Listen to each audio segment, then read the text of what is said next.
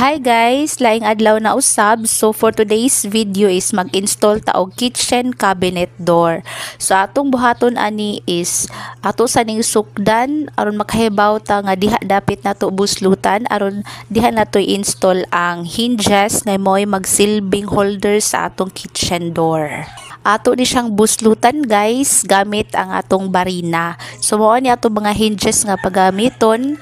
So 3/4 day ni nga plywood, marine plywood ang atong gigamit guys. So ato sa ning tiltilan atong buslutan ang atong plywood aron diha nato i-install ang hinges guys. So kami ra gyud sa akong bana ang nagtrabaho-trabaho iginahinay ani among balay guys kay mas maayo nang kami ang magtrabaho aron makahibaw sa dugon saon og makat-on. So ingon ani siya guys, ato lang ni siyang itunong og ang mga hinges og ato ni siyang screw guys.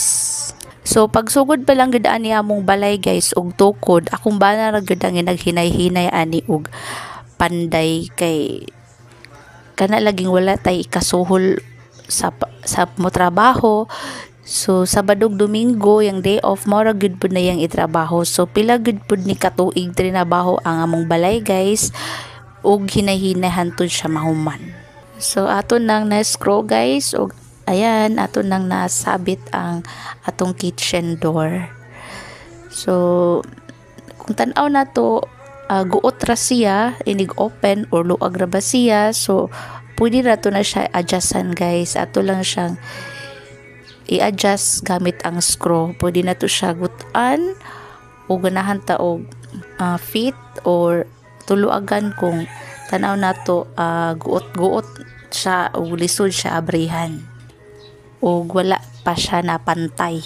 Og mao day ni ang mga handle nga atong gamiton para sa atong kitchen door. So ato sa ning sukdog maayo ug asa tunga gud ani aron ma-center na to pagtaod ang atong handle sa atong kitchen door. So ato ni siyang barinahan guys, ana atong buslutan aron ato siyang screw, dali ra nato ma-screw aron sa pagtaod sa atong kitchen handle. Sa mutuo mog sa dili guys, 200 to 300,000 ra gud among nagasto ani sa among pagpatukod sa among 2-story house.